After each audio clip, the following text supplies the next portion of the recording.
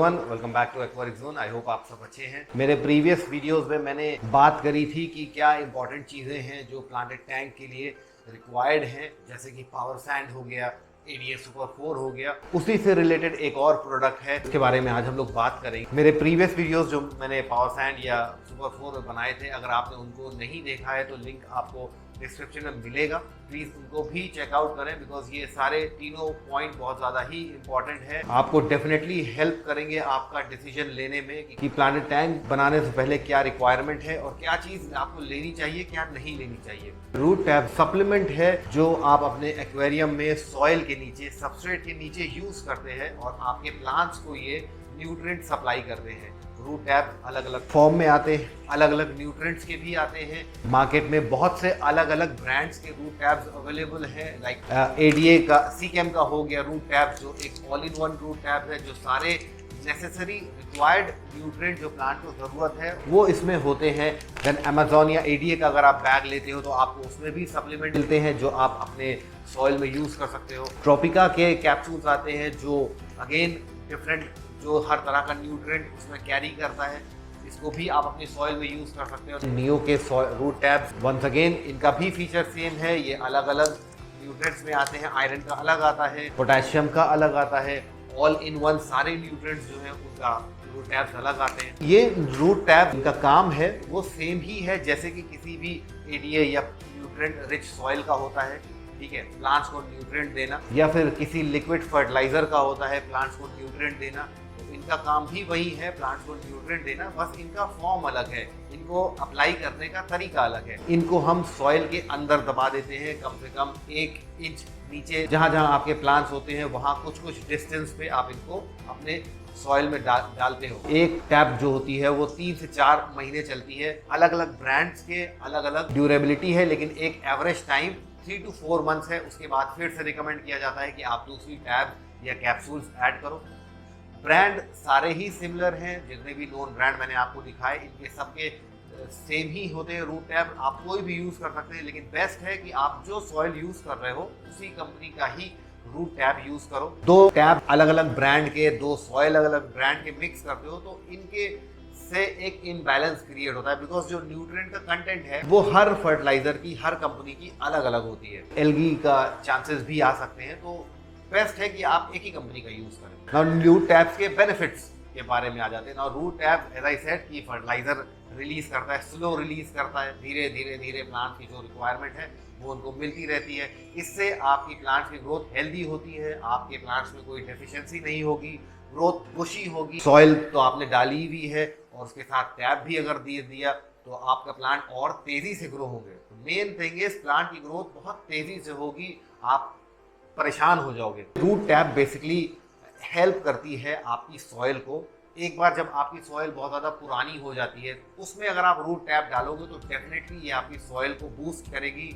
जो न्यूट्रिएंट की कमी उसमें हो गई है, ये इसको फुलफिल कर देगा। तो जो आपकी सॉइल 3 साल बाद थोड़ी सी वीक है, ये उसको 1-2 साल और बढ़ा सकता है अगर कंटिन्यूसली आप उसमें सॉइल रूट टैप यूज़ कर रहे हो। प्लस रूट टैप का एक बेनिफिट और भी है, कंपेयरिंग टू लिक्विड फर्टिलाइजर।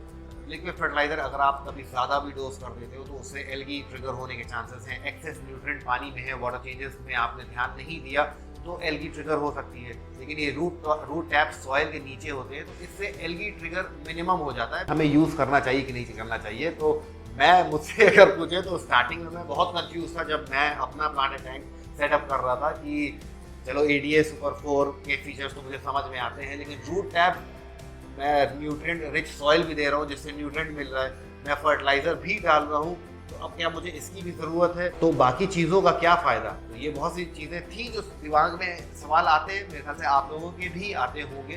तो ये चीज़ मुझे बाद में समझ में आई कि एक्चुअली होता क्या है कि रूट टैप बेसिकली, अगर ऐसा बिगिनर आप हो, आपको इस रूट टैप की ज़रूरत नहीं है, बिकॉज ऑलरेडी आपकी सॉइल न्यूट्रिएंट रिच है, ऑलरेडी आप लिक्विड फर्टिलाइजर अगर दे रहे हो तो आपको रूट टैप की ज़रूरत मे भी फ्यूचर में कभी, एज आई सेड कि आपकी सॉइल जब वीक हो जाती है तब है।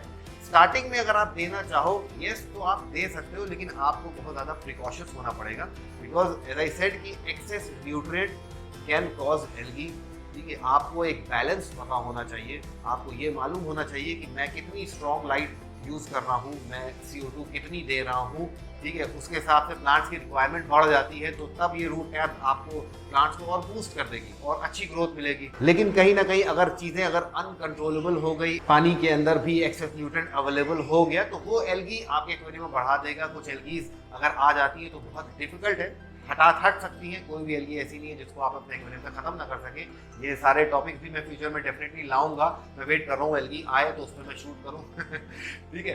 तो अननेसेसरी जब ट्रिगर हो जाती है तो एक टेंशन ही है। Lot of time you have seen कि पीपल अपने एक्वेरियम में यूज करते हैं, तो उसके पीछे रीजन अगेन सिमिलर है। First they know how to control everything, ठीक है। दूसरी इंपॉर्टेंट, सबसे इंपॉर्टेंट चीज, उनको उनके एक्वेरियम में ग्रोथ बहुत तेजी से चाहिए होती है, वंस अगेन, ताकि वो जल्दी से जल्दी और बहुत बुशी और हेल्दी कलरफुल ग्रोथ अपने एक्वेरियम में दिखा सकें, जिसको देख के हम सब खुश होते हैं। तो डेफिनेटली मैं भी चाहूँगा, अगर आप मुझसे पूछे मुझे भी किसी प्लांटेड टैंक में जल्दी ग्रोथ चाहिए तो मैं उसमें रूट टैप्स डाल दूंगा, बट लेकिन वो सारी चीज़ें रिक्वायर नहीं है, बिकॉज उससे आपका मेंटेनेंस भी बहुत ज़्यादा हाई हो जाता है। आपको वीक में ट्रिमिंग करना पड़ेगा। स्टार्टिंग में तो बहुत अच्छा लगता है कि ओके प्लांट की ग्रोथ बहुत तेज़ी से हो रही है, बट एक बार आपके प्लांट में जब हर हफ्ते तेज़ी से बढ़ रहे हैं, हर हफ्ते आप उसको ट्रिमिंग कर रहे हैं, ठीक है, नीचे का एरिया जो है कवर हो जाता है, लाइट नहीं पहुँच रही है, नीचे मेल्ट होने लगते हैं, तो ये सारी प्रॉब्लम भी आने लगती है। तो उस कुछ टाइम बाद ये थोड़ा सा फ्रस्ट्रेटिंग भी हो जाता है। आप एक एक्सपीरियंस एक्वास्केपर हो, आपको प्लांटेड टैंक में एक्सपीरियंस है, तो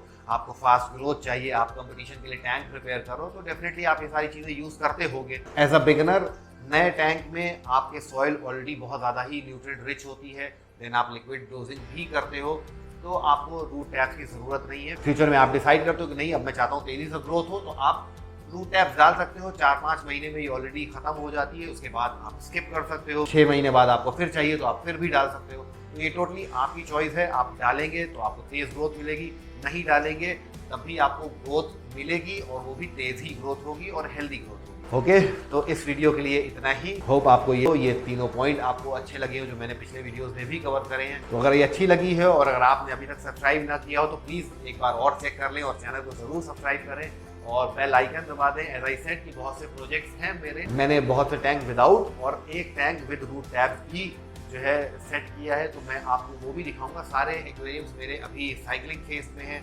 रिसेंटली स्केप है विद इन 1 मंथ गैप में। तो जैसे जैसे ये मैच्योर होंगे, रेडी होंगे, मैं ये सारे एक्वेरियम्स आपको दिखाऊंगा। किस एक्वेरियम में क्या चीज़ें यूज़ करी है, ये सारी इन्फॉर्मेशन आपको मिलेगी। तो उसको देखने के लिए बेल आइकन दबा दें ताकि आप वो वीडियो भी ना मिस करें, और प्लीज़ अपने कमेंट्स ज़रूर कर देना।